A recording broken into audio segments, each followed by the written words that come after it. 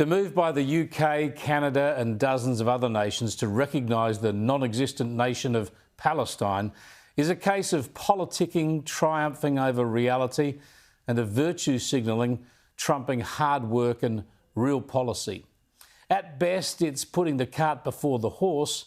At worst, it's rewarding the bloodthirsty slaughter of innocent people carried out by the Islamist terrorists of Hamas with a political gesture that they think Hamas and its supporters want. The irony is, of course, that Hamas wants nothing of this two-nation approach.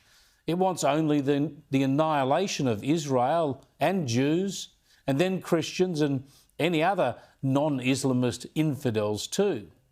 Yet all this momentum for recognition has only come about because of Hamas's violence and terrorism and warfare. For all the wrong-headedness of this approach, its practical absurdity and its moral repugnance, the Albanese government is pretty much on board.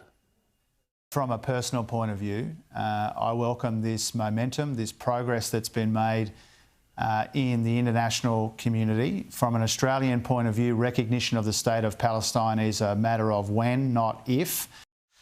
This is pretty shameful stuff, very sad for our country's national values and our international standing. And with so-called leadership like this, it's little wonder we see rising levels of anti-Israeli hostility. The pro-Palestinian and anti-Israel mobs are promising to stage an illegal march across the Sydney Harbour Bridge on Sunday. Here's the Greens candidate who ran in Anthony Albanese's seat in May. I just picked up some leaflets to do some handing out in the next few days to promote the March for Humanity across the Harbour Bridge this Sunday. A March for Humanity, they call it? Really? The pro-Palestinian mob are the same people who celebrated the slaughter of men, women and children on October the 7th, 2023, and they cheered on a Sydney street corner even while mothers and babies and young women were taken away as hostages, many never to return.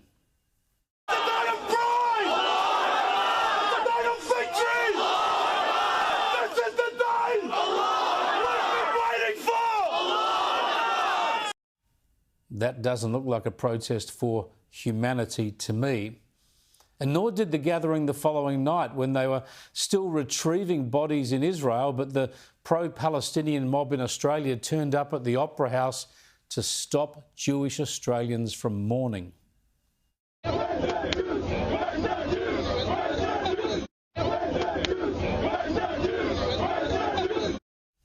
Humanity? Was that a protest for humanity? I don't think angry mobs chanting "River to the Sea," that is the elimination of Israel, is a march for humanity. I've never seen this mob chant for the release of hostages. I've never seen them chant against Hamas. I've never seen them offer 1 ounce of humanitarian concern for the slaughtered Israelis, the tortured hostages, or the families left waiting. Don't call your protest a march for humanity. That's an Orwellian distortion. Their march, at least indirectly, supports the inhumanity of Hamas, the instigators of a horrific war, the terror group who deliberately prolongs it and continues to hold hostages, alive and dead, and who refuses to accept a ceasefire deal that's been on the table for weeks. Yet Albanese and Labor join other woolly-minded governments like the UK's and Canada's and talk about a Palestinian state. They say such a state could not involve Hamas, but at the same time they call for Israel to stop fighting Hamas.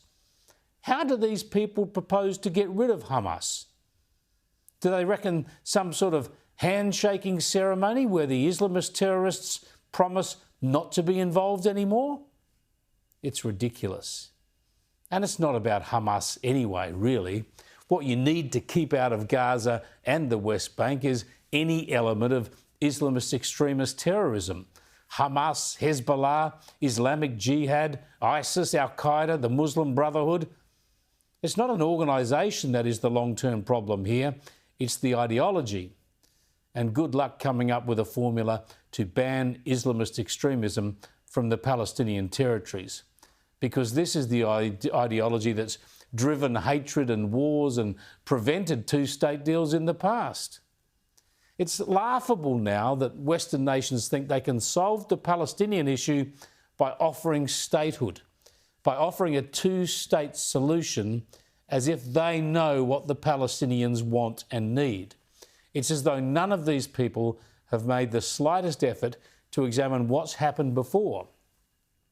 The Arabs of the Palestine region were first offered their own state alongside Israel way back in 1948 under the original partitioning plan. They responded by attacking the Jews and trying to eliminate them in what became a war of independence for Israel. With Israel thriving almost 20 years later in 1967, the Arab nations, led by Egypt, Syria and Jordan, again tried to eliminate Israel, but the Jewish state emerged stronger and larger after that Six-Day War. And in 1973, Egypt and Syria had another crack, and Israel triumphed again in the Yom Kippur War. Yet after all this, and after the Oslo Accords and the intercession of US President Bill Clinton at Camp David in 2000, the Palestinian leader Yasser Arafat rejected a two-state solution offered by Israel's Ehud Barak. In 2005, Israeli Prime Minister Ariel Sharon ordered all Israeli soldiers and residents out of Gaza. He took Israel right out of Gaza and handed it over to the Palestinians. And instead of turning it into a region of prosperity and peace, they elected Hamas and turned it into a terrorist trap and a theatre of war. Yet still, in 2008, there was another offer. This time, Israeli Prime Minister Ehud Olmert offered a Palestinian state, and this time it was Mahmoud Abbas who rejected it. Time and again, the Palestinian leadership rejects a two-state solution. But virtue-signalling politicians in the West keep proposing it as some kind of solution. Offering it now, with Gaza in ruins, Hamas in control, and the West Bank run separately by Fatah, is simply illogical. Without action, without rooting out Hamas and other Islamist extremists, without working out the borders, the security and the democratic systems, and without extracting an emphatic declaration about the right of Israel to exist in peace and security, well, without any of this stuff, it's just blather. It's mere blather. And it's grotesque that this conversation is being had on the back of Hamas's slaughter of Israelis and its deliberate plunging of Gaza into war and its continued use of Gazans as human shields and sacrifices. To suggest this inhuman violence, this repugnant and murderous strategy should be rewarded with the promise of an imaginary country, well, it's just abhorrent. And by the way, it's also pointless. It's a way for these politicians to try to appear like statesmen, a way to pretend they have a solution, and really a way for them to avoid making the hard decisions that need to be taken. Frankly, it's shameful.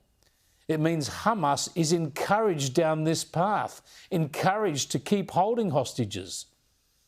If they don't have the moral clarity and fortitude to unambiguously condemn Hamas and demand its defeat, then they should hand over to people who have backbones.